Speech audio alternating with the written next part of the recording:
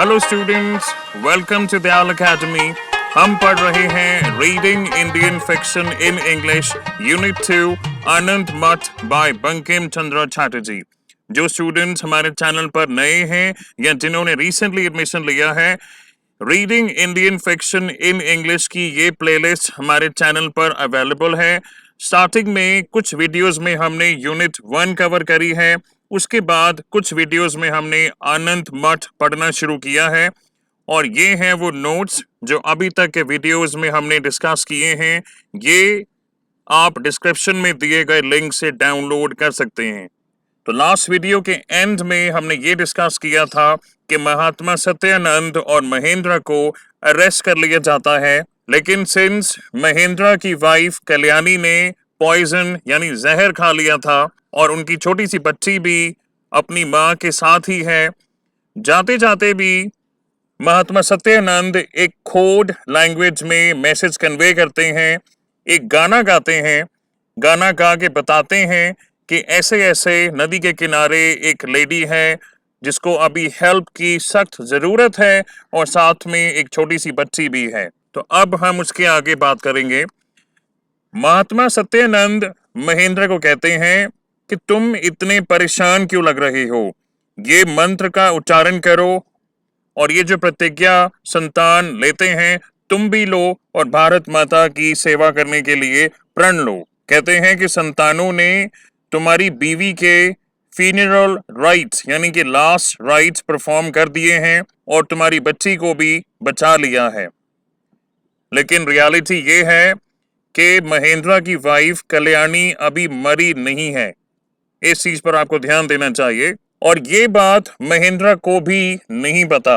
महेंद्र को भी लगता है कि उसकी बीवी मर गई है और इस समय महेंद्र के मन में जो विचार चल रहे हैं देखें, वो कहता है कि अपने परिवार से रिश्ता नाता तोड़ लेना एक अलग बात होती है, लेकिन जब मेरी खुद की बीवी ने जहर खा लिया और वो मर गई है, साथ में मेरी बच्ची भी है, मैं उसका अंतिम संस्कार भी नहीं कर पाया और जंगली कुत्ते और भेड़िए वहां पर हैं, तो इस समय आप अगर प्रतिज्ञा की बात ना करें तो अच्छा ही होगा। आप जानते हैं कि कल्याणी ने जहर इसलिए खाया था क्योंकि उसे सपने में भगवान जी के दर्शन हुए थे और ऐसा उसे बोला गया था कि देखो ये है वो जिसके लिए महेंद्र मेरी सेवा नहीं करेगा, यानी कि मदरलैंड भारत माता को पर्सोनिफाई करके दिखाया गया है, जैसे हमने पहले भी डिस्कस किया है।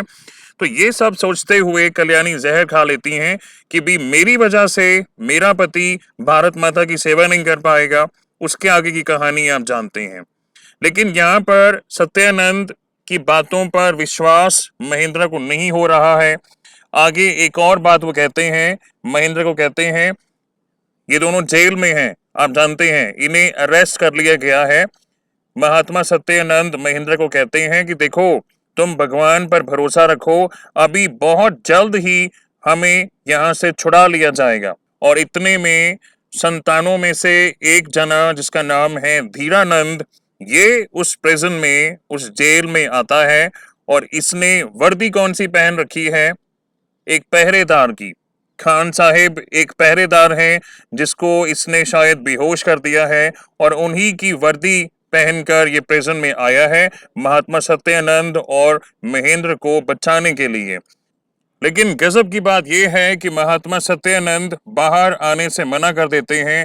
वो कहते हैं कि आज संतानों की परीक्षा का दिन है और इसीलिए महेंद्र भी बाहर नहीं आता है प्रिजन से, उनके साथ ही रहता है। नेक्स्ट चैप्टर में हमको बताया जाता है कि जब महात्मा सत्यानंद और महेंद्र को अरेस्ट करके ले जाया जा रहा होता है, तब महात्मा सत्यानंद जो कोड लैंग्वेज में सॉन्ग गाते हैं, जिसका जिक्र मैंने पहले भी किया था, ये काफी संतानों ने सुना, इंक्लूडिंग जीवानंद।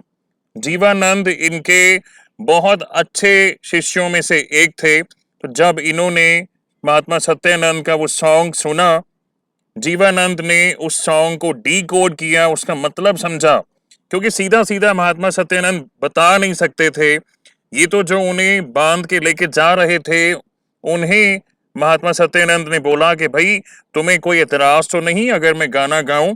मैं प्रभु की उस्तुति में अक्सर गाना गाया करता हूँ, लेकिन जो सॉन्ग गाया वो कोड लैंग्वेज में था, कल्याणी और उसकी बच्ची को बचाने के लिए। तो ये सॉन्ग का मीनिंग जब जीवानंद को समझ में आ जाता है तो वो फटाफट उनके बताए रास्ते पर जाते हैं और नदी के किनारे एक वुमन की डेड बॉडी उनको नजर आती है और साथ में एक बच्ची, छोटी सी बच्ची भी वहां पर होती है। देखने से वो वुमन डेड लग रही थी, यानी मर चुकी थी, ऐसा जीवानंद को लगा।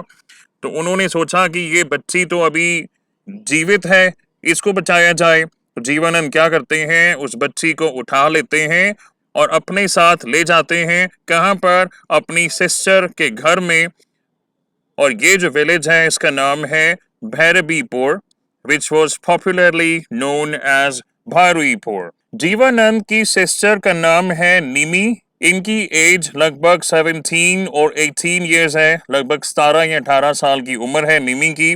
तो जैसे ही जीवानंद अपनी सिस्टर के विलेज पहुंचते हैं, निमी उस बच्ची को देखकर हैरान हो जाती है। आपको ध्यान देना चाहिए कि संतानों ने ये प्रतिज्ञा ले रखी है कि जब तक हमारी मातृभूमि आज़ाद नहीं हो जाती है तब तक हम अपने परिवार वालों से नहीं मिलेंगे। तो जब जीवानंद अपनी बीवी से दूर अलग आनंद मठ में रह रहा है तो उसके हाथ में बच्ची को देखकर निमी को बहुत आश्चर्य होता है। उसे लगता है कि शायद मेरे ब्रदर ने एक बच्ची पैदा करी है, शायद उन्होंने दूसरी शादी की है। लेकिन जब जीवानंद सब कुछ एक्सप्लेन करते हैं तो उनकी सिस्टर निमी रिक्वेस्ट करती है कि वो उस बच्ची को रखना चाहती है और उसका ध्यान रखेगी, और इसी के लिए जीवानंद उस बच्ची को अपनी सिस्टर के पास लाए थे। तो जैसे ही निमी उस बच्ची को चम्मच से दूध पिलाना शुरू करती है, निमी की आंखों में आंसू आ जाते हैं, क्योंकि निमी का खुद का एक बेबी था, बेबी बॉय, जो मर गया था। और ये जो चम्मच है ये उस बेबी का था। और वहीं पर जीवानंद पेट भर के भोजन करते हैं, काफी टाइम से उन्होंने कुछ खाया नहीं था।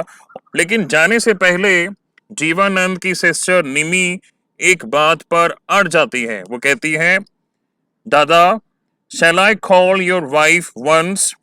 क्या मैं तुम्हारी बीवी को, तुम्हारी पत्नी को एक बार बुलाऊं? अब ये इनकी प्रतिज्ञा के खिलाफ है, ये आप जानते हैं। तो ये सुन के जीवानंद को गुस्सा आ जाता है। निमी कहती है कि भैया, आप मुझे मारें, मार के ही आप बाहर जा सकते हैं, आपको अपनी पत्नी से एक बार मिलना ही होगा। तो जब जीवानंद कहता है कि अरे ये बातें मुझे मत बताओ, मैंने इतने लोगों को मारा है, तो निमी कहती है अगर इतने लोगों को मारने का गर्व है आपको तो आज आप मुझे ही मारो। वो कहती है, if killing people is something to boast about, kill me and boast about it. तो यानी कि निमी की इंटेंशन है कि आज इतने टाइम बाद उनका भाई उनके घर पर आया है, तो वो चाहती हैं कि जीवानंद अपनी पत्नी से एक बार मिले और मिले बगैर ना जाए। और निमी की जो स्पेलिंग है कहीं कहीं आपको देखने को मिलेगी NIMI, कहीं पर NIMAI, निमी। और पूरा नाम उनका है निमाई मुनि, जिसको शॉर्ट में निमी लिखा गया है। तो निमी क्या करती है, पास में एक कच्ची सी झोंपड़ी में जाती है और वहां पर एक वुमन है, उसको बुला के लेके आती है। हालांकि जिद करती है कि तुम तैयार हो जाओ, लेकिन वो ऐसे ही फटे पुराने कपड़ों में बाहर आ जाती है। और ये जो वुमन है ये जीवानंद की पत्नी है। इस नॉवल में यहाँ आप पहली बार जीवानंद की पत्नी से मिलने वाले हैं। इनका नाम है शांति। तो जीवानंद अपनी पत्नी शांति को गले लगा के मिलते हैं। बहुत टाइम बाद ये दोनों आपस में मिले हैं। शांति ने फटे पुराने कपड़े पहन रखे हैं, इस चीज का जीवानंद को बहुत अफसोस होता है। लेकिन जैसे ही जीवानंद को रियलाइज होता है कि उन्होंने अपनी प्रतिज्ञा भंग की है, अपनी प्रतिज्ञा तोड़ी है। क्या प्रतिज्ञा थी? कि जब तक हमारी मदरलैंड आजाद नहीं हो जाती। अब आजादी किससे चाहिए, इस पर भी ध्यान दें।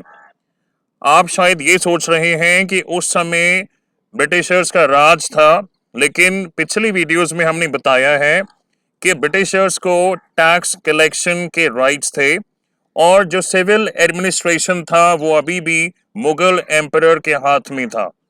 और बंगाल में जो नवाब था उसे ये लोग ट्रेटर मानते थे, धोखेबाज मानते थे कि उसी ने अंग्रेज़ों के साथ एग्रीमेंट किया होगा, उन्हें टैक्स कलेक्शन के राइट्स दिए होंगे। तो ये जो सन्यासी हैं ये ना केवल ब्रिटिशर्स बल्कि जो मुसलमान एम्परर है या बंगाल का नवाब है इनसे भी छुटकारा पाना चाहते हैं। और जब तक ये काम पूरा नहीं हो जाता इन्होंने कसम ले रखी है, प्रतिज्ञा ले रखी है कि ये तब तक अपनी फैमिली के किसी मेंबर से नहीं मिलेंगे। लेकिन यहाँ पर जीवानंद की मुलाकात अपनी वाइफ शांति से हो जाती है। लेकिन मन ही मन जीवानंद के मन में ख्याल आता है कि अरे अगर प्रतिज्ञा भंग हुई है तो होने दो, मैं तो उसके लिए कभी भी पश्चाताप कर सकता हूँ। जीवानंद शांति को कहते हैं कि तुम मेरे लिए इस दुनिया से बढ़कर हो, तुम ही मेरे लिए स्वर्ग हो, चलो हम घर चलते हैं, मैं वापस आनंद मठ नहीं जाऊंगा। अब देखें, अपने पति जीवानंद से मिलने की खुशी शांति को जरूर है, लेकिन जब ऐसी बातें जीवानंद के मुंह से सुनती हैं तो शांति उन्हें समझाती है। वो कहती है कि मेरी सबसे बड़ी खुशी तो ये है कि मैं तुम जैसे हीरो की पत्नी हूँ, मुझ जैसी तुच्छ औरत के लिए आप अपने राह पर चलना छोड़ दोगे। तो ऐसे कहकर शांति जीवानंद को मना लेती है कि उसे वापस आनंद मठ जाना चाहिए, जो काम वो कर रहा है वही काम करना चाहिए और मातृभूमि की सेवा में फिर से जुट जाना चाहिए। नेक्स्ट चैप्टर में हमें बताया जाता है कि आनंद मठ में जनानानंद जो कि एक संतान है, आप जानते हैं ये लोग अपने आप को अपनी मातृभूमि की संतान बोलते हैं। अभी तक आपको ये बात पता लग जानी चाहिए। तो जनानानंद भावानंद को कहता है कि हमारे जो चीफ हैं यानी हमारे जो गुरु हैं सत्यानंद, उन्हें मैंने शहर की ओर जाते हुए देखा है और क्या पता ये मुसलमान लोग उन्हें अरेस्ट कर लें। तो भावानंद कहता है कि देखो, घबराने की कोई ज़रूरत नहीं है, धीरानंद ऑलरेडी शहर की तरफ जा चुका है और मैं जानता हूं कि वो हमारे लिए कुछ खुशखबरी ही लाएगा।